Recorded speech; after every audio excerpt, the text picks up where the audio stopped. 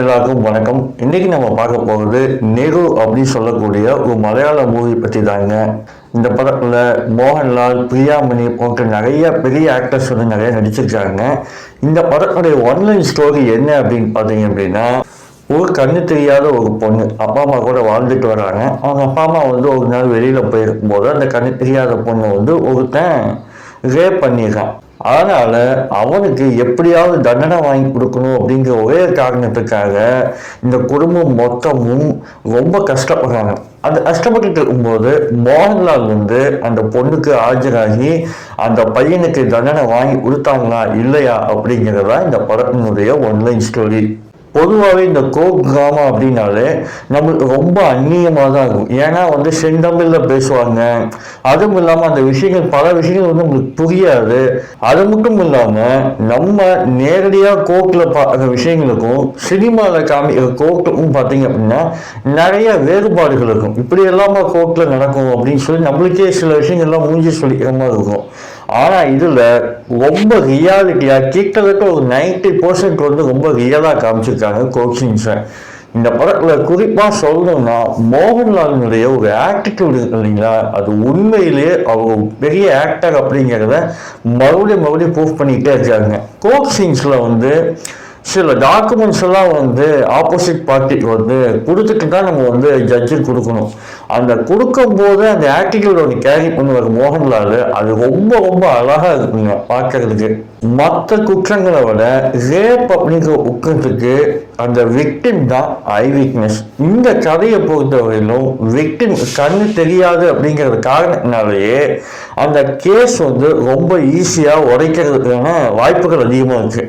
So அதை எப்படி மோகன்லால் வந்து ரொம்ப விசாரணையின் மூலியமாகவே டாக்டிக் பண்ணி ரொம்ப அழகாக வாதாகாது அப்படிங்கிறதா மிகப்பெரிய சேலஞ்சு. அதை ரொம்ப அழகாக நேர்த்தியாக பண்ணியிருக்காங்க இந்த டீம். அந்த விக்டிமா நடித்த பொண்ணுக்கு வந்து சின்ன வயசுலேருந்தே வந்து சிலை செய்கிற பழக்கங்கள் இருக்கிறது அப்படிங்கிறதுனால அதை வச்சு ஒரு விஷயங்கள் ஒன்று பண்ணியிருப்பாங்க. அந்த கிளைமேக்ஸில் ஒரு மிகப்பெரிய ஒரு மேஜிக் ஒன்று கிரியேட் பண்ணணும். அது உண்மையிலேயே ரொம்ப கன்வின்சிங்காக இருக்குங்க. இந்த படத்தில் பிரியாமணி ஆகட்டும், அதே சமயத்தில் டிஃபென்ஸ் லாயராகட்டும், ரெண்டு பேருமே ஒரு பயங்கரமான ஒரு வில்லனி ரோலை வந்து பண்ணியிருக்காங்க. அதுவும் அவங்க வாதாடும் போதும் சரி, அவங்க கேள்வி கேட்கும் போதும் சரி, ஒரு பயங்கரமான ரியாலிட்டியை வந்து மூஞ்சியில் காமிப்பாங்க. அது உண்மையிலே ரொம்ப இம்ப்ரெசிவாக இருந்துச்சு.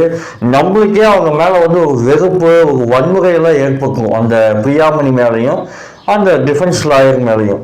இந்த படத்தில் நான் தமிழில் சொன்ன மாதிரி கிளைமேக்ஸில் ஒரு மிகப்பெரிய மெசேஜை ஒரு சின்ன ஃப்ரேமில் வந்து காமிச்சிருப்பாங்க.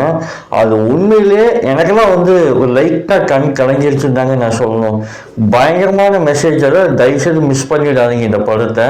இந்த படம் வந்து ஹாட்ஸ்டாரில் இருக்குது, நீங்கள் எப்போ வேணாலும் பார்க்கலாம். அது கண்டிப்பாக ஒரு ஹஸ்பண்ட் அண்ட் ஒய்ஃபாக இருக்கும், இல்லை ஃபேமிலியோடு உட்காந்து நீங்கள் கண்டிப்பாக இந்த படத்தை பார்க்கலாம். சிறுவர்கள் பார்க்க வேண்டியதில்லை. ஏன் அப்படின்னா அவங்களுக்கு சில விஷயங்கள்லாம் வந்து புரியாது, அதனால் அவங்க தவிர்த்தலாம். பட் நீங்கள் ஒரு 18+ இருந்தீங்கன்னா கண்டிப்பாக இந்த படம் பாருங்கள். கண்டிப்பாக உங்களுக்கு இந்த படம் பிடிக்கும். விஷயம் அளவுக்கு ரொம்ப ரைம் த்ரில்லரா அப்படின்னு கேட்டீங்கன்னா அந்தளவுக்கு கிடையாது. ஆனால் உங்களுக்கு எந்த விதத்துலையுமே வந்து போர் அடிக்காது. ரொம்ப நீட்டாக ஒரு படம் தான் அது. இந்த படத்தில் யூஸ் பண்ண மியூசிக் ஆகட்டும், சினிமோட்டோகிராஃபி ஆகட்டும், இந்த கதைக்கு என்ன தேவையோ அதை மட்டுமே கொடுத்துருக்காங்க. ரொம்பவும் மிகைப்படுத்தாமல், ரொம்பவும் போர் அடிக்காமல், எதை காமிக்கணுமோ எந்த நேரத்தில் இசை தேவையோ அதை மட்டும் கொடுத்து ரொம்ப அழகாக நேர்த்தியாக பண்ணியிருக்காங்க. ரொம்ப அழகாக இருந்துச்சு. இந்த படத்துக்கு ரொம்ப பெரிய ப்ளஸ்ஸு அந்த ஆர்கியூமெண்ட் எடுத்து வைக்கிறதுக்காக வச்ச பாயிண்ட்ஸ் தாங்க. இந்த படத்தை நீங்கள் கண்டிப்பாக பாருங்கள். பார்த்துட்டு உங்களுடைய விமர்சனம் என்ன அப்படிங்கிறத என் கூட கண்டிப்பாக கமெண்ட்டில் ஷேர் பண்ணிக்கோங்க. இந்த படத்துக்கு நான் கொடுக்கக்கூடிய ரேட்டிங் எவ்வளோ அப்படின்னு பார்த்தீங்கன்னா 5க்கு 4 கொடுப்பேங்க. இன்னொரு நல்ல வீடியோவில் உங்களை நான் வந்து சந்திக்கிறேன். தேங்க்யூ.